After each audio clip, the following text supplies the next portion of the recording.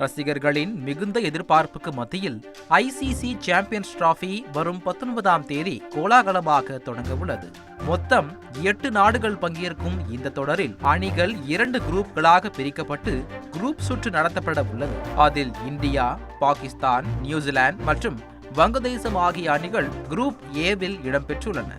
இந்தியாவின் கீ பிளேயர்களான ஜஸ்பிரித் பும்ரா மற்றும் முகமது சிராஜ் போன்றவர்கள் இல்லாமல் இந்திய அணி களம் இறங்குகிறது. என்னதான் டீம் ஸ்ட்ராங்காக இருந்தாலும் அணியில் சில மைனஸ்களும் இருப்பதை மறுக்க முடியாது.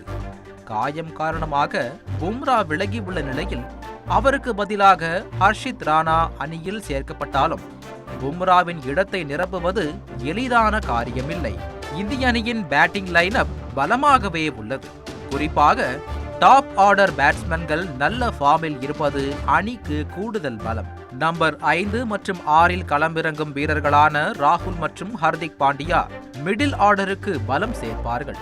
டெத் ஆர்டரும் ஓரளவு சிறப்பாகவே உள்ளது. அப்போது அணியில் என்னதான் மைனஸ் என்றுதானே கேட்கிறீர்கள்? பவுலிங்கில் தான் பெரிய சிக்கலே உள்ளது.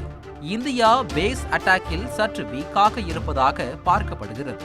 பும்ரா விலகிய நிலையில் சிராஜ் ஏன் அணியில் எடுக்கப்படவில்லை என்ற கேள்வி அப்போதே எழுப்பப்பட்டது.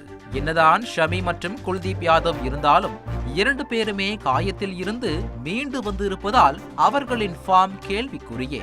இந்திய அணி பெரும்பாலும் ஸ்பின்னர்களை நம்பியே சாம்பியன்ஸ் டிராபிக்கு செல்கிறது. இது ஒரு பக்கம் இருக்க, டாப் ஆர்டர் பேட்ஸ்மேன்களில் யாருக்காவது காயம் ஏற்பட்டால் மாற்று வீரர் இல்லாத சூழல் உள்ளதையும் பார்க்க வேண்டியுள்ளது. முதல் முறையாக ஐசிசி சாம்பியன்ஸில் களமிறங்க போகிறார் சுப்மன் கில். ஒருநாள் போட்டிகளில் 2500 ரன்களை எட்டிய வேகமான பேட்ஸ்மேன் ஆனார் கில்.